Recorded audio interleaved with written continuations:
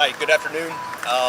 Just to give you a quick update here, we got called out for the scaffolding that had collapsed a little bit earlier, or had signs of collapsing, and fire crews got out of here early and did their best to stabilize the area, cordon off the area, make sure everybody was safe as much as possible.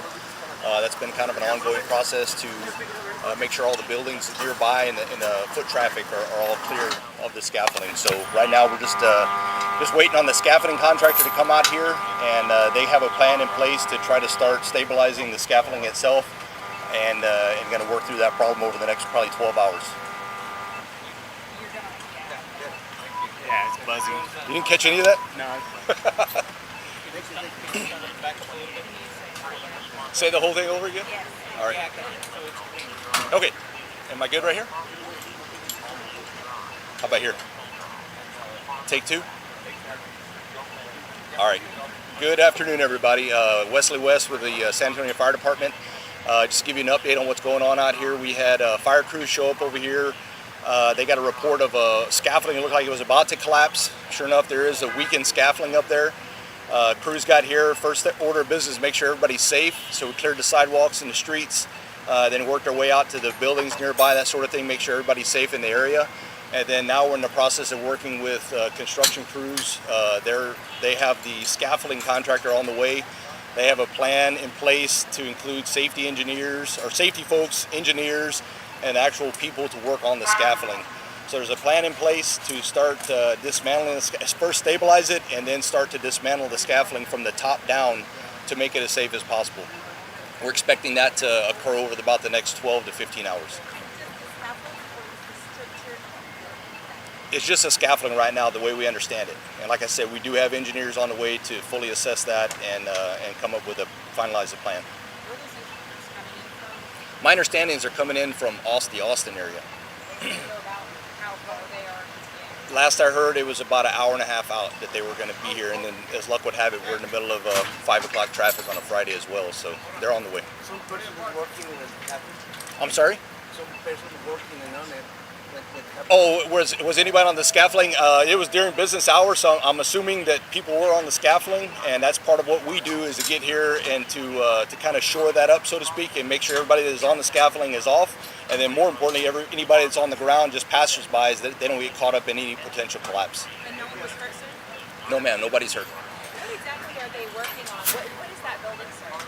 That is, my understanding, is a hotel, but I mean, they're actually, the scaffolding is up there to put you can see up there, there's brick up there, so they're going to start working on the veneer of the building, is what they got planned. Do you anticipate the scaffolding cover down? Well, we hope not, and that's why we're getting the engineers out here, but we're planning, hoping for the best, but planning for the worst. We got everybody out of the way and doing our best to just hopefully get ahead of the situation.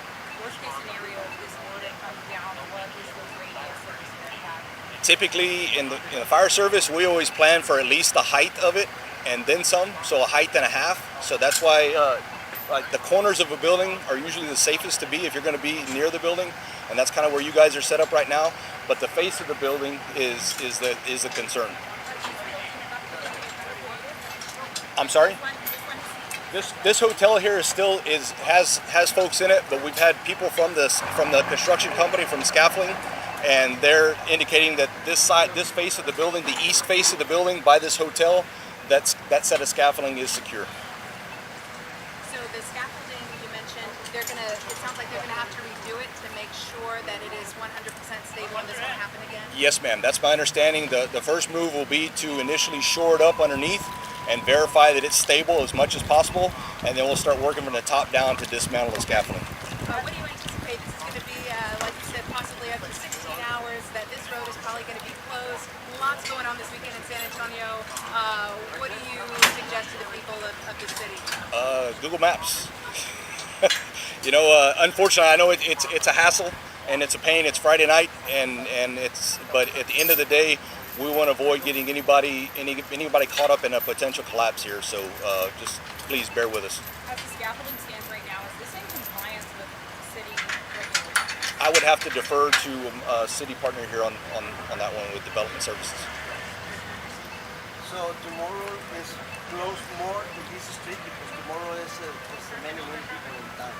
Yes, sir. I mean, like I said, the contractor has indicated about 12 to 15 hours to get this rolling, but sometimes things don't go as planned. So we're gonna, like I said, have to exercise some patience, and when they get here, figure it out. We'll get updates along the way and brief everybody.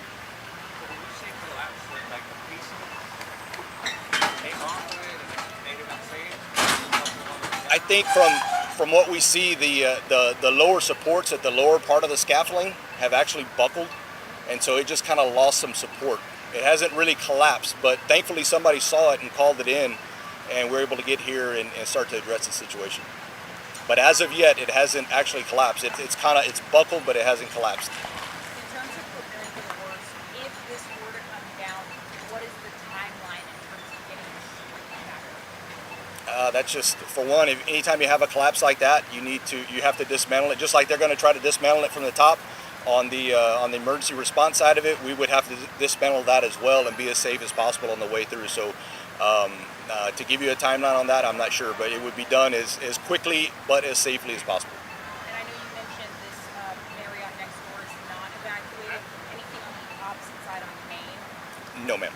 The old Bill Miller's building just to the west of it, that's been evacuated as well. Actually, that's where the construction company, my understanding, that's where their offices were, and we got them out as well. Cities offered up city facilities for them to use if need be. How will you maintain foot traffic not coming through?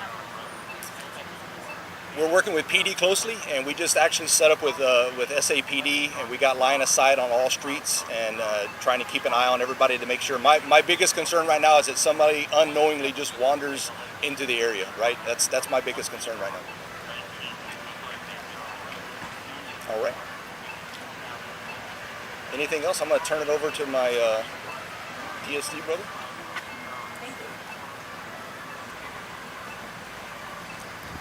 Hi everyone, my name is Amin Tomaz. I'm the building official over Development Services Department, and I think the chief briefed you on everything. If you have any additional questions, I'll be glad to answer it. Are you able to speak to if the scaffolding is under compliance with city regulations? Sure. So scaffolding needs to comply with OSHA requirements, so the contractor needs to get an engineer to design it and install it per the OSHA requirements. City doesn't have any jurisdictions over scaffolding. They should be, because when they got the permit, they supplied all the documents that the scaffolding was designed and stamped by an engineer. How was it, the process, getting the workers down, or do you know how many people may have been up there, or what it was like to get people off? I'm not aware of what happened.